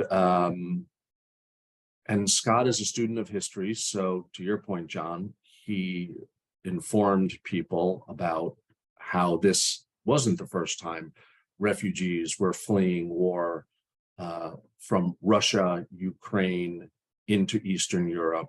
There was also, obviously, the ghosts of World War II with Poland. But it was really a very human story. It was mothers and children. It was mothers and children on those trains, train after train after train, who had said goodbye to their husbands, fathers, grandfathers. In fact, while he was there, he encountered Ukrainian men working in Europe, making their way back to Ukraine. So taking the train from Poland back in to go join the fight. So it was the nexus that as a journalist, it's the place you want to be. You sometimes make your own luck by being in the right place at the right time when something this cataclysmic is happening. but yeah, and we have done a lot of Ukrainian stories. I'm proud of all of them, but that was particularly well written. Yes, and to your point, I loved his last line, which was, "Only one thing is certain, on platform 4, another train is coming." I mean, it was just, beautiful. Thank you. And not overwrought. Look, let's be honest, right? There's writing and there's writing. And sometimes it becomes saccharine and it's too much, and it's someone trying to make a point of themselves. Look at me. That was not the point of this story. It was very, very much look at them, and the world needs to see these people. The other story where we needed to see people was Ballet in Exile, which focused on both Russians who were in the Moscow Ballet or the Bolshoi Ballet, who had to make a decision on whether they were going to stay in Russia or leave because they couldn't accept what their government was doing. And it focused on Ukrainian dancers who were being evacuated, where there was this rush to find places for them in the world. How did that story come about? Did someone pitch it to you in the room, or where did that come about? So that's a very, very classic 60-minute style story, or at least 60 minutes when we do our job the right way. Everybody's covering the war, including us. But there are stories within the war that in the rush to cover it, people don't think about, right? There's culture, there's art, there's music, there's all of these things. And I mean, Russia is the birthplace of ballet. The Bolshoi is everything for them. And to have the prima ballerina of the Bolshoi leave her family behind, know what that meant for her family, to sit down with us and talk about it was an incredible act of courage. You mentioned also the Ukrainian dancers. You know, we focused on one young teenage woman who had a really bright future, and her family, like so many families in war-torn countries before her, wanted her to be able to follow her dream even while there's this war raging. And they figured out a way for her to go dance in Europe, continue her studies, basically. So there's this remarkable thing. There's this sort of Sophie's choice that any family could understand. You're going to put your teenage daughter on a train again, to go follow her passion, and who knows what's going to happen to the family. And we saw it from both sides. We saw it from this unbelievably talented and strong young woman, and also from her family.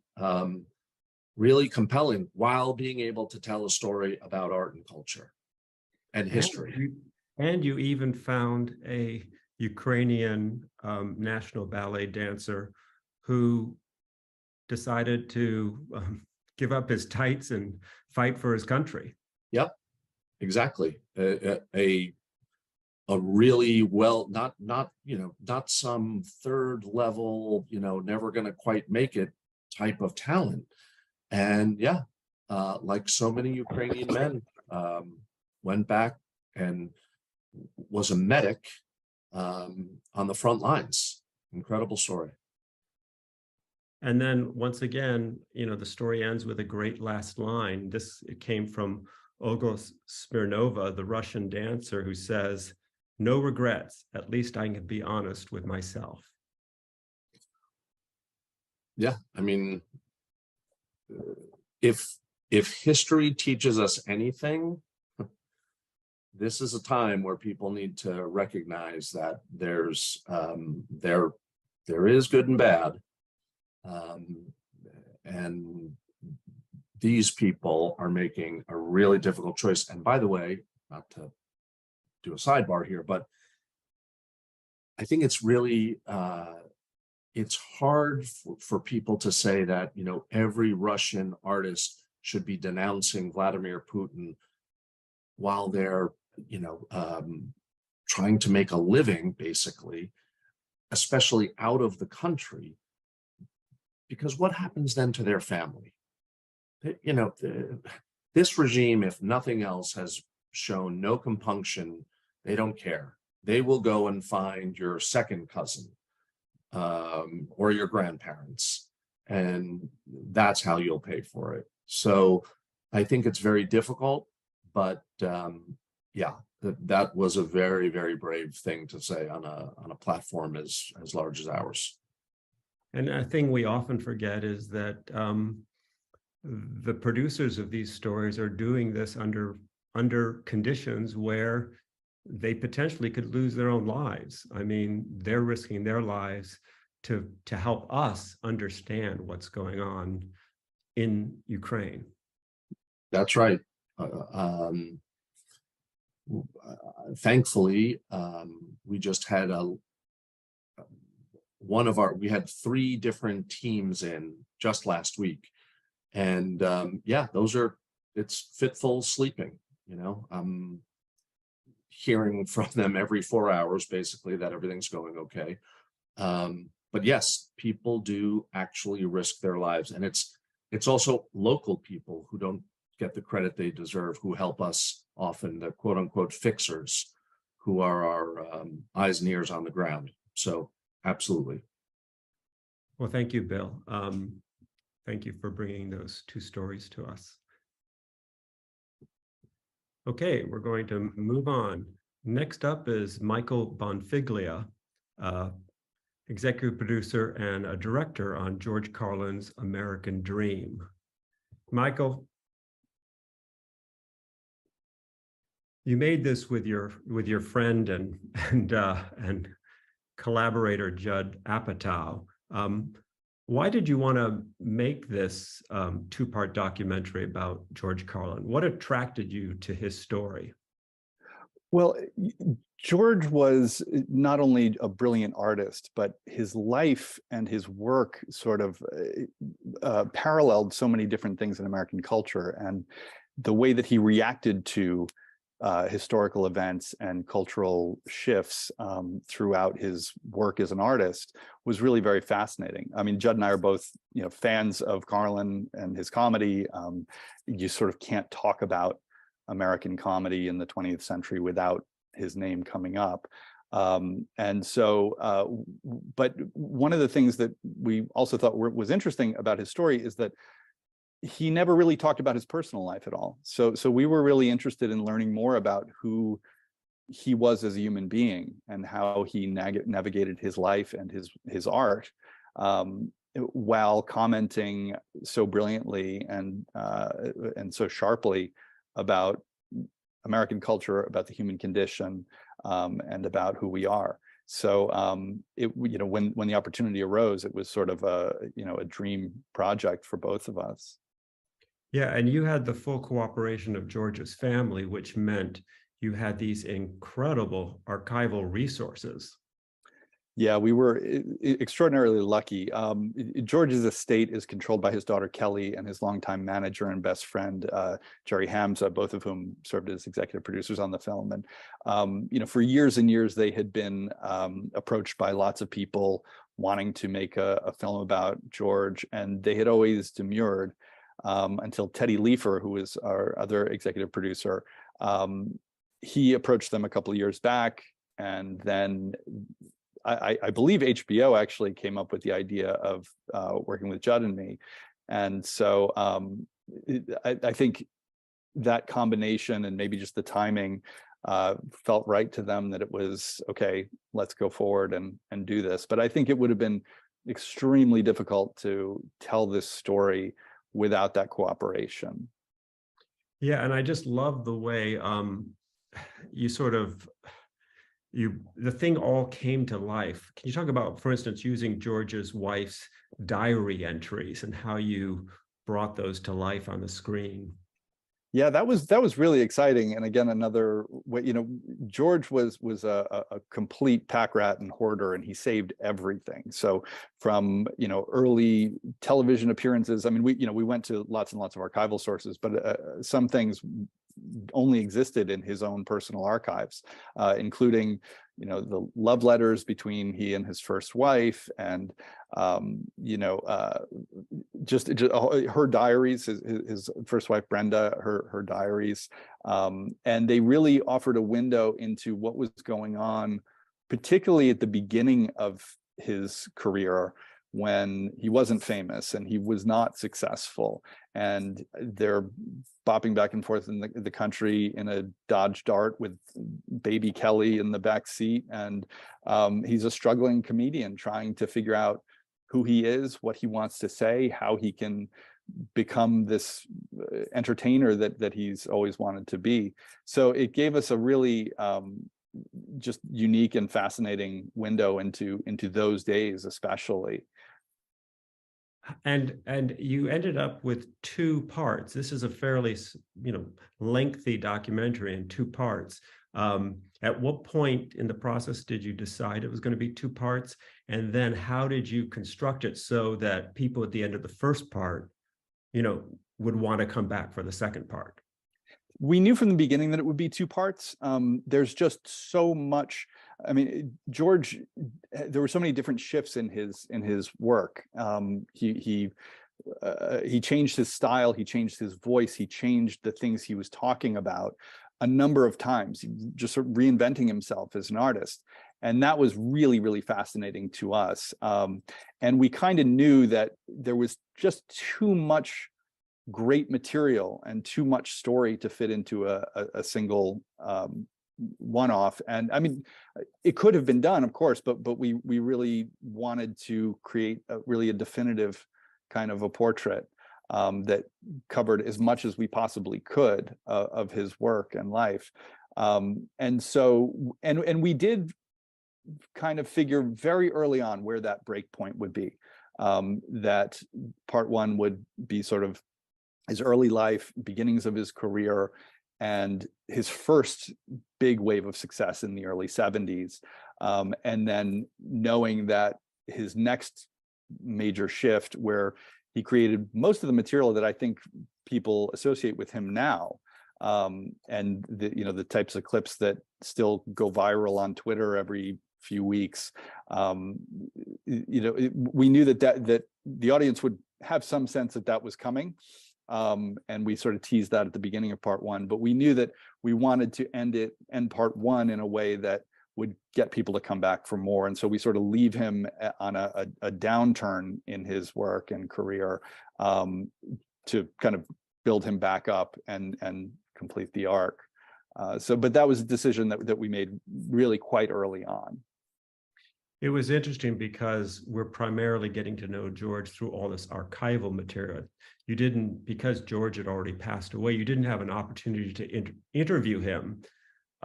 So the interviews were mostly of people today, his brother, his daughter, comedians who worship him, like Jerry Seinfeld. And George, we sort of watched George grow old while these other people are staying the same. So for me as a viewer, it actually worked out just fine that you weren't able to have a master interview with George Carlin. Yeah, I feel the same way. We were just so lucky that we had a subject who gave a ton of interviews over his life, and he was very outspoken, and he liked to talk about himself and his life and his ideas and his thoughts. So we had great archival material there. And then he had recorded, and there was a book that came out posthumously called Last Words that he it was culled from transcripts of conversations that he had with Tony Hendra. And so we knew that book existed and said, oh, where are those tapes? Because they sat for hours and hours of conversations where George talked about all kinds of things that he hadn't really talked about publicly. So that was one of the first sort of holy grails of the archival, was to track down those tapes, and we were able to find them. Tony Hendra's family had them. So we incorporated those. But yeah, again, I mean, he was just a person who was very well documented. Even back in the late 40s, early 50s, he had a tape recorder that he recorded himself, and he kept those tapes. And so you hear little snippets of that early in part one. But yeah, it was definitely a real blessing to have all of that material of him in his own words, because that was a kind of an important thing to us, to let him tell his own story to a large extent. And I have to ask, his brother is interviewed in a lawn chair, I think in his backyard or something. It was, yeah. How did you decide on the setup for that? Well, kind of necessity is the mother of invention. It was COVID. It was before vaccines. So I think we shot that interview in around August of 2020. And Patrick was, he was older. He passed away about a month before the film came out, and he sadly never got to see it. But he was a real character. I just remember, right before the interview, the first thing he did was smoked a big fat joint and said, "Okay, let's go." And I asked him one question, and he talked for about 45 minutes, not really about anything that was usable, but it was he was fun to be around, and he and George were incredibly close. So we were really lucky to have his participation. Well, but we shot it outside just because it was the safest way to do it. Right. Well, it was charming. But it kind of captured him, I think. Yeah. And then, I just think part of, for me, why this film worked was I had forgotten how important George was to standing up for important issues around free speech, and that, some of this where he was arrested and stuff, became major court decisions. It did. And it's interesting how, and I would love to know what he would think about some of the free speech conversations going on now, because the forces of censorship that he was encountering then had to do with foul language and things that we just really take for granted today. In fact, the Supreme Court case that ruled against WBAI for playing one of his routines over the airwaves, it feels almost quaint now, because it's the FCC regulations, which aren't really a factor anymore in the age of streaming and the internet and all of that. But he also had a lot of things to say about book banning and things that are extremely relevant right now. And so, yeah, he was a real warrior for free speech. Oh, great. Well, thank you, Michael. As I said, I really enjoyed the film. Thanks. All right, we're going to move on. Next up, Lucy and Desi, and the producer, Jeanne Elfant Festa. Wow, this film, similar to the George Carlin film, had a load of archival treasures. So how did this, I grew up with Lucy and Desi. I think we all did. And I knew some of how important they were, but now know a lot more. How did this documentary come about? It was something I wanted to do for a very, very, very long time. And, when my daughter was in college, they teach the story of Lucy and Desi and all the things that they pioneered, that we're still using today. You don't realize that, what they invented, from, syndication, syndicating the rerun and then selling it back so that you make more money in syndication. So that's huge. Created the whole idea of in front of a live studio audience, created, equipment rental company. Desi was just an incredible, astute businessman that left that fled violent revolution in Cuba, and was the head of the most famous studio for a long time. And Lucy, coming from an incredible, poor working class family, just is just, it never took no for an answer and just said, I'm going to go to New York. I'm going to be a model and be the best model I can be. She's just the ultimate in hard worker and reinvention and just moving forward no matter what is thrown at her. So it was a project that really was something that meant a lot to me as a woman, as an aging woman, and as hearing about women being aged out of our industry. She's had her first child at 40, and I Love Lucy started it when she turned 40. And they were revolutionary. I really like the way you started the film out with, I think I was hearing Desi maybe saying 1, 2, 3, 4, and these audio tapes. And it was like, ooh, I'm going to see stuff in this that you don't normally get to see. Yeah, that was fun. You had everything. You had telegrams, you had scrapbooks, you had home movies, and clearly you had the full cooperation of Lucy Arnaz. Yeah. Lucy and Desi, little Lucy and little Desi. We had the full cooperation with both. Lucy, there's always one family member, at least there is in my family, who is the keeper of all the records in your household. And Lucy is that person. And she, we started this during COVID. So her establishing interviews actually filmed outside as well. So we had the same issues. Yeah, she invited me into her home. She just had nothing really quite exactly organized very well. We went through, literally closets and cabinets, and it was warm, and I walked inside. She told me that she had these, boxes that were folded up in the pantry. She had them pushed up against the wall. And if I needed any more, just go in there. So I went in there and I literally was stretching. And I looked up and I saw a lockbox, and I asked her if there's anything in that lockbox that would be, appropriate for the doc. And she said, that's where I put it. So in that was that establishing shot of that lockbox. It's called Mom's Precious Tapes.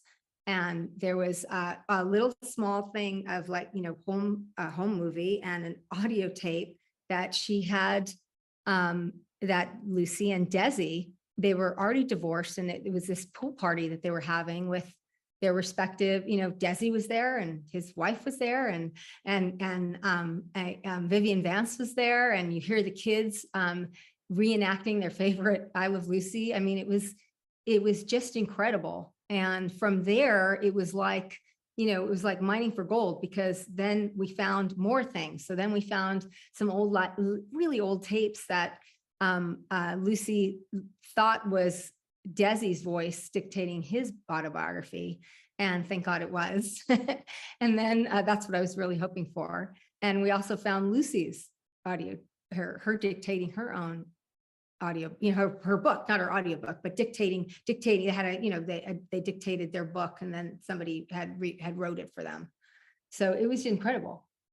Yeah, and in the storytelling, I liked how you were able to sort of cut back and forth between sort of Lucy and Desi's origin stories, and how the two trains are rolling along and are eventually going to come together. Yeah, it was incredible. I mean, like I said, their story, is a reflection of America, because you have, you could do work hard, follow your dreams. Your word is your word. And just move forward. That is to me, that's the biggest lesson of Lucille Ball, is that her just keep moving forward. Don't stop. And Desi too. I mean, it's actually, it is remarkable that it took this long, really, for people to see what Desi had done and contributed to the world that we all work in now. It's absolutely incredible.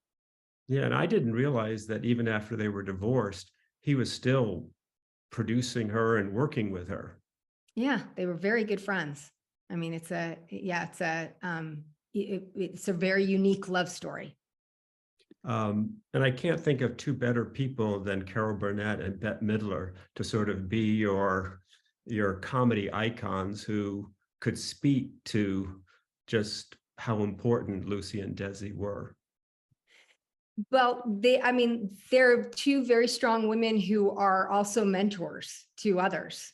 You know, Amy had said that Carol is a mentor of hers, and Lucy was a mentor to a lot of other up and coming women. We felt incredibly blessed to get those two. Both of them had personal stories about Lucy, and that was really, really special. So it was great. It was really fantastic. Yeah, it makes a difference because they did have that direct connection. Yeah, they did. They did. And so when the film was done, is that when Lucy and Desi Jr. saw it for the first time, or did they see bits and pieces of it going along? We would talk about bits and pieces all the time. You know, this is part of their story legacy. This is obviously not part of, it's their legacy. So we did. Look, the most difficult thing that we had with this is cutting it down to a one-parter. We could have told a 5-parter easily. You're just talking about the technological things that they pioneered and Desi literally invented that we're using today. So it was very difficult to keep it so tight. And that was really the hardest part with, with a family and you want to tell a whole story, but you have to keep it at short with one film, one moment. So it's or a poem really about them. So it was, that was difficult, but yes, they were part of every step of the way. Absolutely. And did you face that moment where they didn't want something in the film, or were they embracing, tell the story, tell it truthfully? Oh yeah. Yeah. It was never, no. I've rarely run into that in the films that I've done, of things not being told. Well, it was such a pleasure. I think, again, all of us grew up with them, and to sort of, because in a way it's almost like a family album for all of us. Yeah, that's true. And to really give them their due as the incredible professionhave they were and innovators they were is just terrific. So thank you. Yeah. I wish Desi had more. Yeah, wish he could have seen it, because just to give kudos to him. And the only reason he didn't get the kudos is because he was a brown man. So it was that was a very difficult time in his life to deal with other people taking his credit, causing credit or taking his credit away, essentially. Yeah, and thank goodness Lucy said, hey, if it's not Desi, I'm not doing it. That's right. Very true. Yeah. All right. Well, thank you. Thanks. Next up is Eve Kay, executive producer of Stanley Tucci Searching for Italy, and a producer on the ground for the Venice episode, among others. So this is the second year you're nominated. What makes a perfect sort of Stanley Tucci Searching for Italy episode? Like, when you think about what you're hoping to achieve, what are those elements that you were going to walk away and say, yes, this is going to be a great episode? I think you're always looking for every single story to somehow connect to your bigger vision and your bigger kind of episode theme. And insofar as Venice did that, I think it was in relation to the sheer impossibility and miracle that Venice is on the one hand, and on the other hand, the international, the peculiarly international position that the Veneto plays in the history of Italy. It's like a doorway to the rest of the world. So insofar as each story in some way spoke to those themes, that kind of makes it, I think, an episode that can build, and each story speaks to each other. In addition, I think that you come away, having watched it, itching to go and see it and eat the food.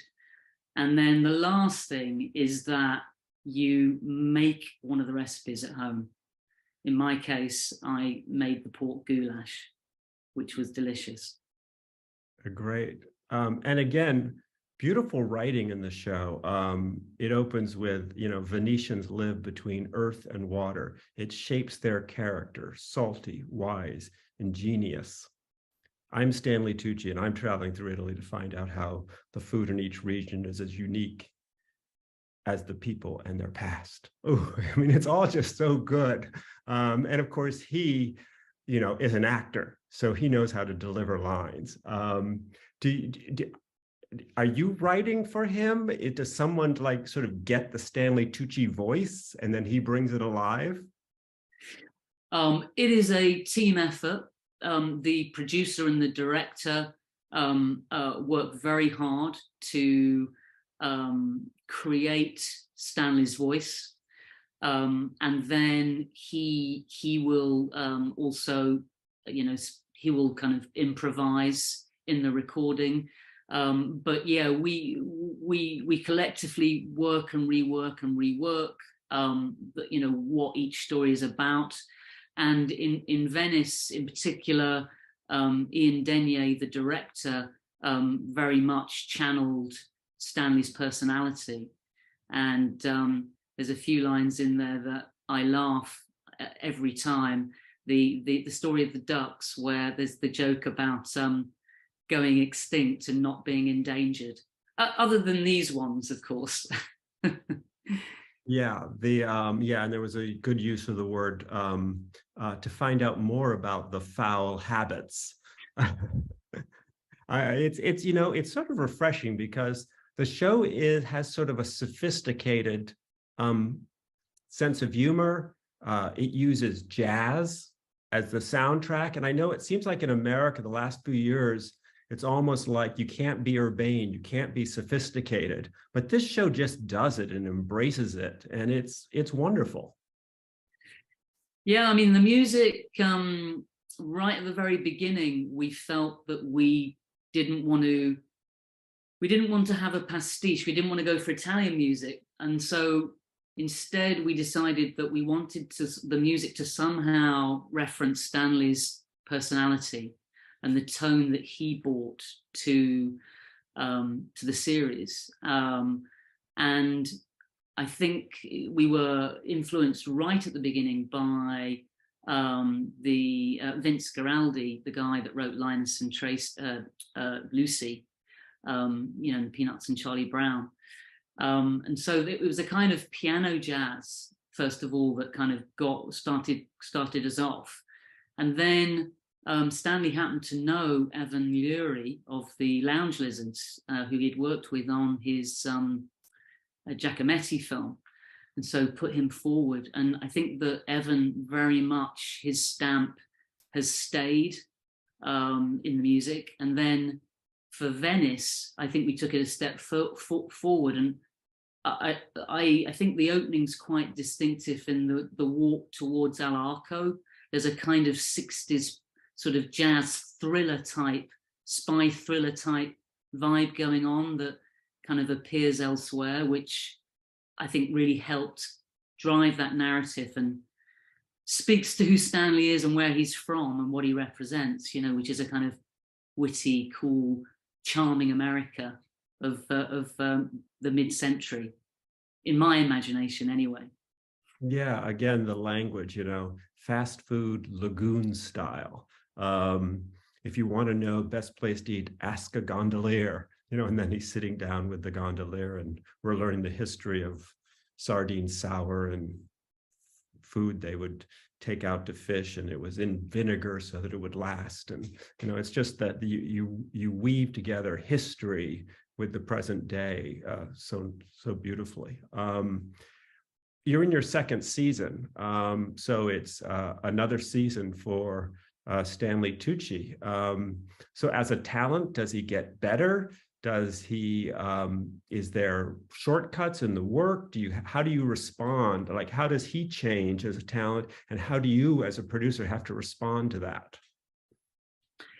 I think Stanley has, I think he's grown to love the process more and more and more. And I think that he pushes against the waiting, all the waiting around that you have to do as as somebody from the movies, where you sit in your trailer and then you come on and you say 3 lines and then you're back in your trailer again. And so what he loves, I think, about documentary filmmaking is being on the road and the sort of pace and the flow.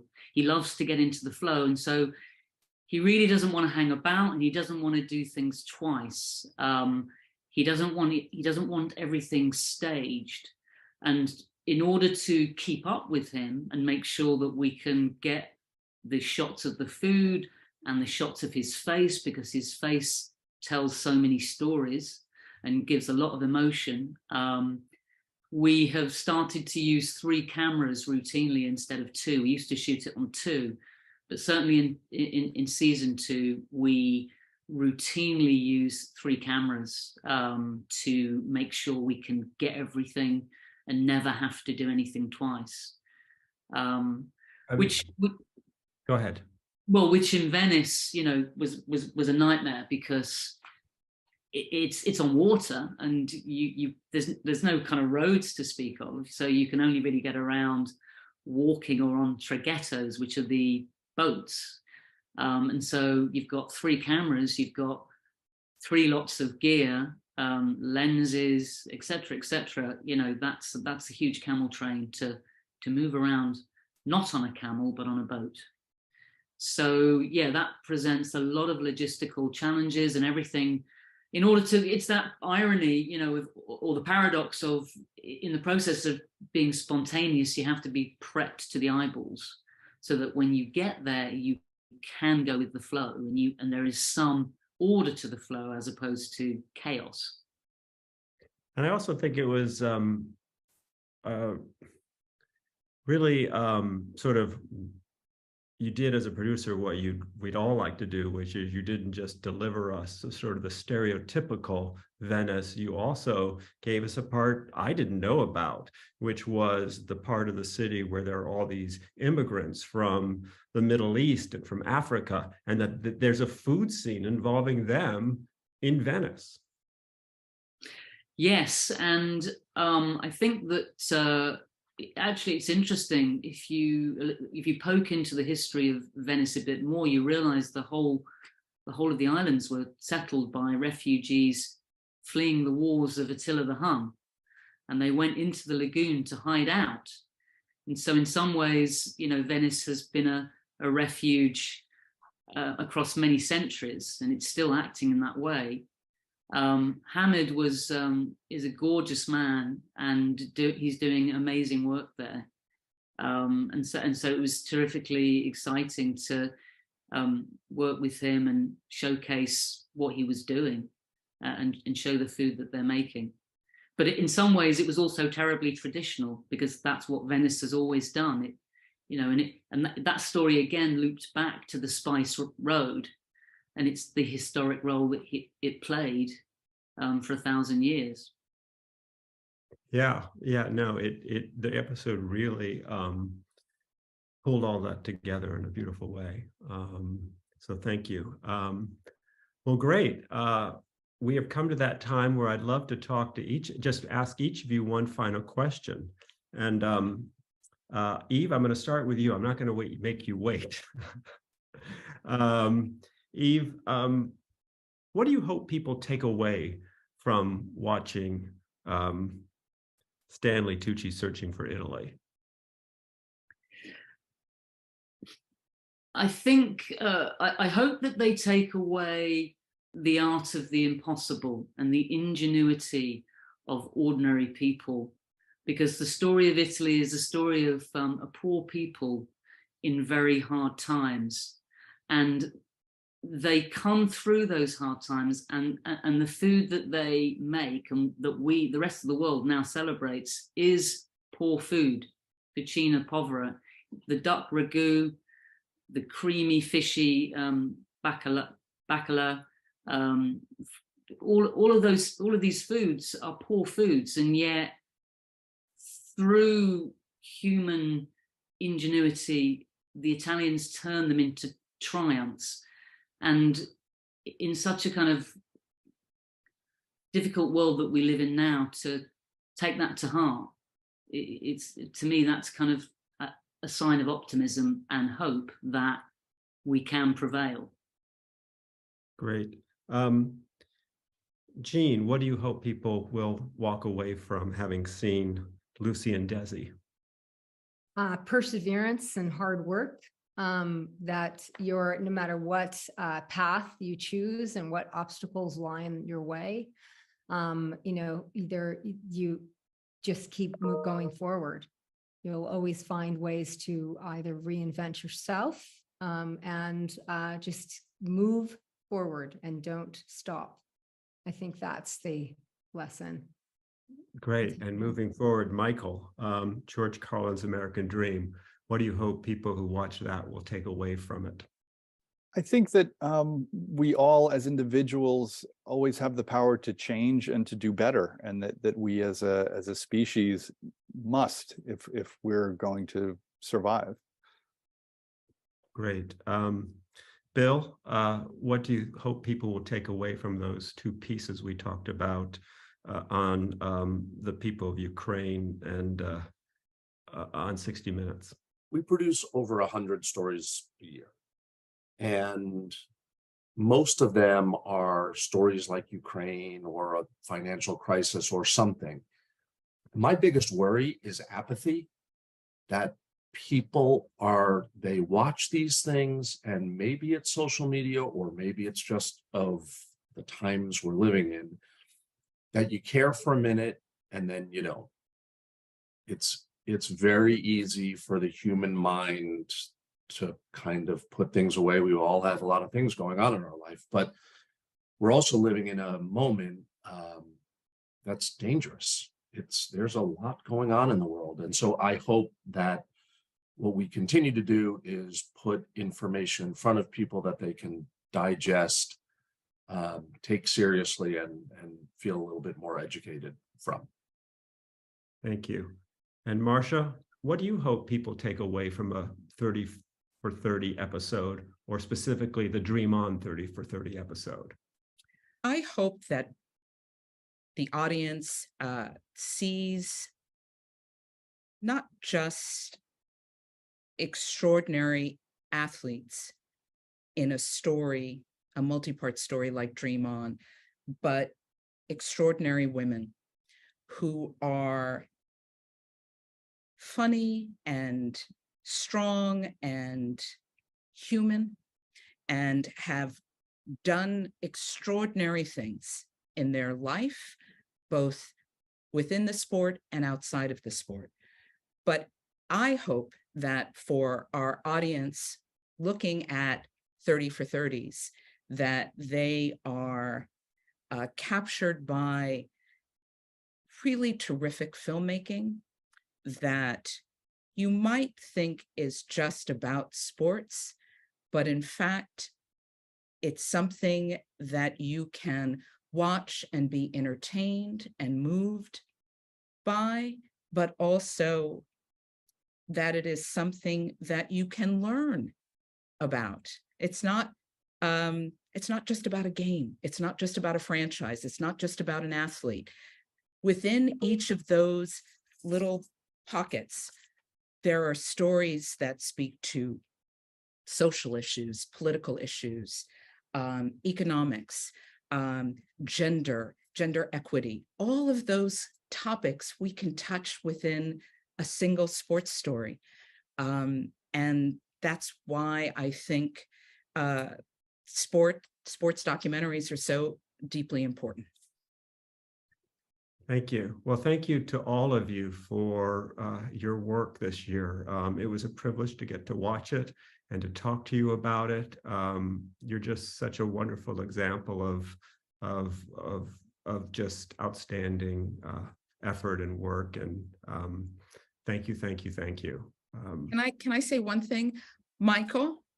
Thank you for the 2 amazing docs that you did for us. Oh, thanks for letting me do They it. are 2 of my favorites. So thank you. Thank you very nice to hear.